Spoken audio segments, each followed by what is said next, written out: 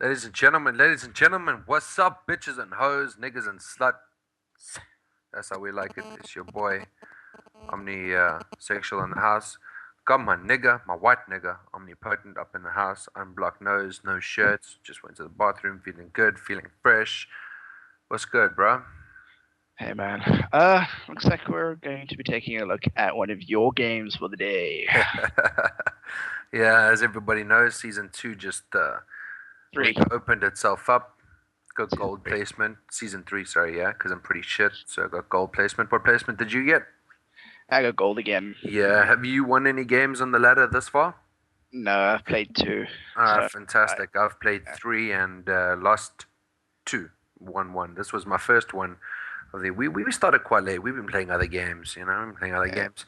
Martin, or not Martin, sorry, OmniMind doing relatively well. I think he's back up in Masters, if I'm not mistaken, or High Diamond again. I'm not sure where he is right now. And welcome, Martin. He's the guy. He's the cameraman. Top right corner. Danny, you want to take it away, bro? yeah. Top right corner, we have OmnISexual as the blue Terran, and we have Derrickou or something like that as the red Protoss in the bottom left, opening up with a gateway, obviously on 12 or 13. I didn't quite see. Obviously, not blocking in because it's not any Zerg play or any chance of run bys or anything. And yeah, just a standard opening from both players so far. Uh, a wall in from OmnISexual, obviously. It's a bit strange. You wall in every time. What's the reason behind that?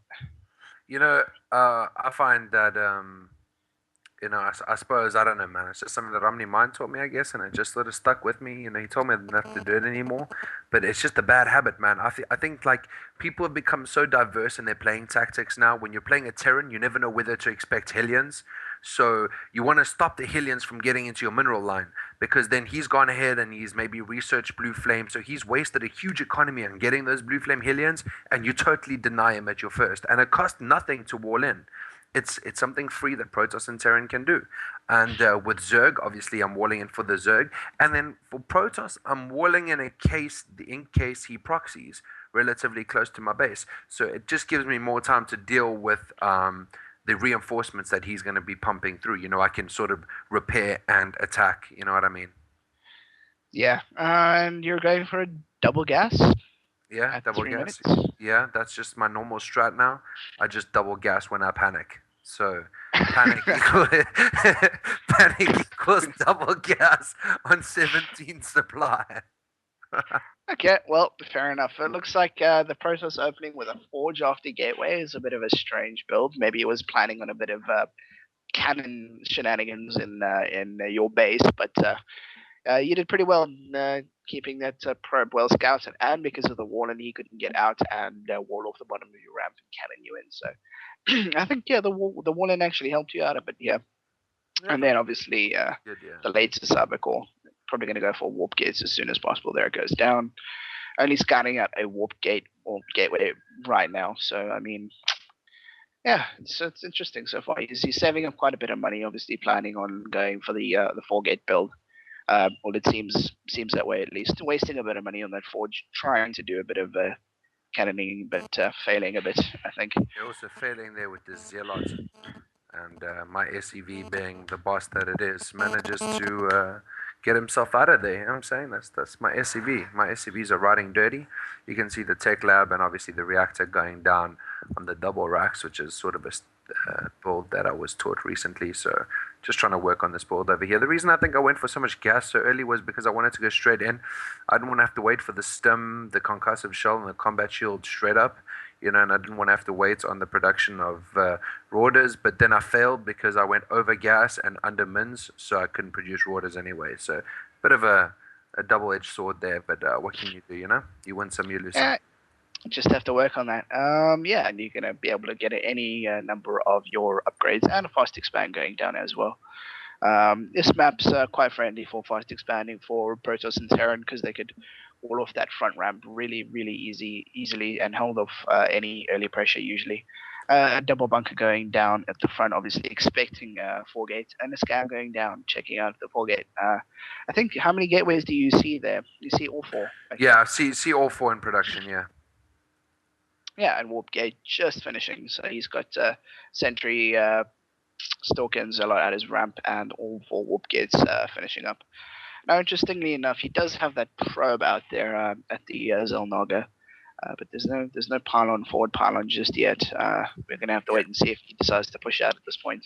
I think throughout the game I don't recall seeing a forward pylon anywhere. I didn't do much scouting myself. I sort of relied quite heavily on my scans this game more than anything else. I find that scans are, I don't know. I suppose it's just me.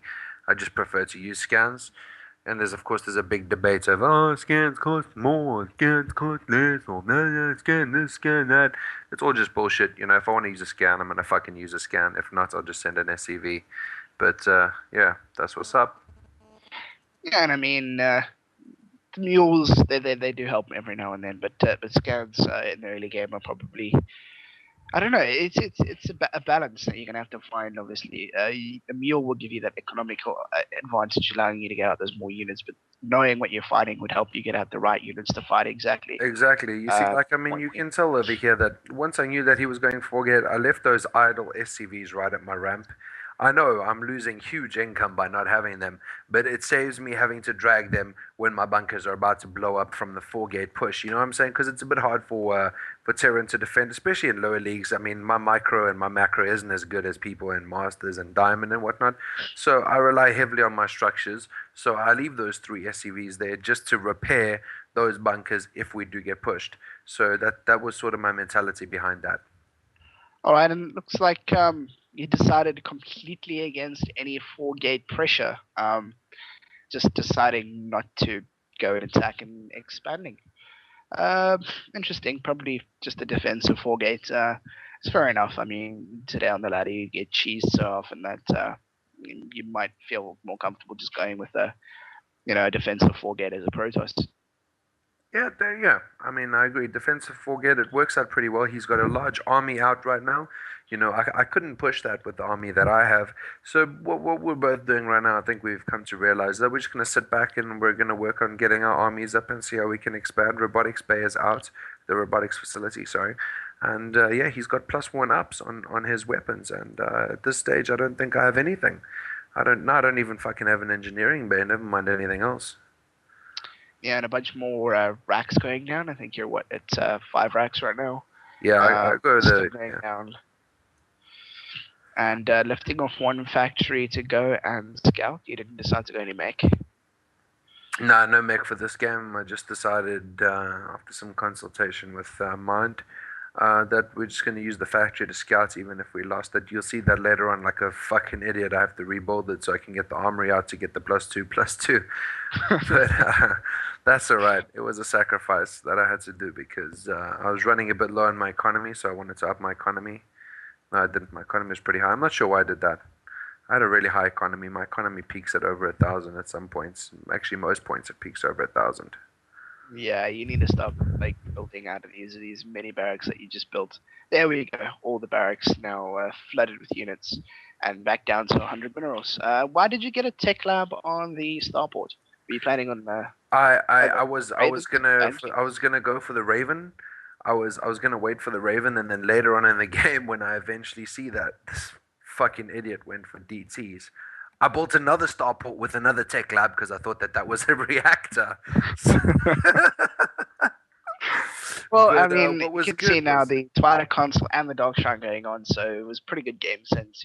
yeah, I don't know. what the thing was is that I also it was actually good that I waited to rebuild that because it allowed me to produce enough units because had I pushed out with any less amounts of units than what I originally did, I'd have lost the battle up front because you'll see that's coming up. I don't want to ruin it. I don't want to be a spoiler over here, but that's pretty much what it comes down to. Of course, I'm often supply blocked as well because I'm useless, and yeah, my engineering bay finally down. So at this point, it looks like you were expecting DTs because you got some missile turrets going up at the front. Yeah, You didn't scan it or anything at this point yet. I just checked. So what made you sort of think DTs? it's also just something that's been drilled into me by my mind, is just to prepare for almost any eventuality. You'll see I put the missile turrets behind my mineral line as well later on in the game, just in case he drops me with the warp prism drop with the DTs into your base. When you're playing sort of at gold level, you gotta expect things like this because a lot of players are thinking out of the box now. There's not really a set standard build to do anything. As Protoss, it's so easy for them to tech up and to change up and just to do everything all at once. So Terran sort of needs to.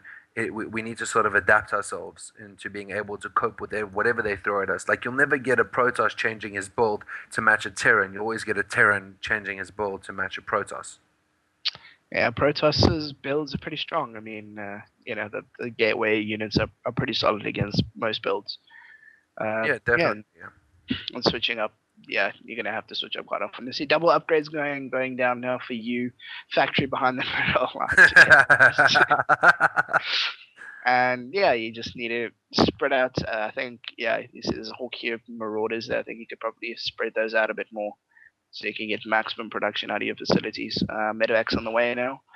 And right now, yeah, just point of macro, another command center going up at the back of your base, and a couple DTs out already at one of his expansions down there, and a scan going off revealing the DTs. Yeah, that's the point. That's the point where I'd confirm my suspicions that he was being a dirty fucker and getting some DTs out. So luckily, I'd already had the missile turret up. So whether he'd pushed or not, I still would have held it off. If you can have a look in my base, there goes the additional starport. It's just gone down now, so I can build some fucking ravens, not realizing that I already had a tech lab there. The command center just finishing off a lot of idle SCVs because, yeah, like I said earlier, I'm semi-retarded and I play with my feet, so don't blame me. Yeah, feet APM is probably better than some Koreans.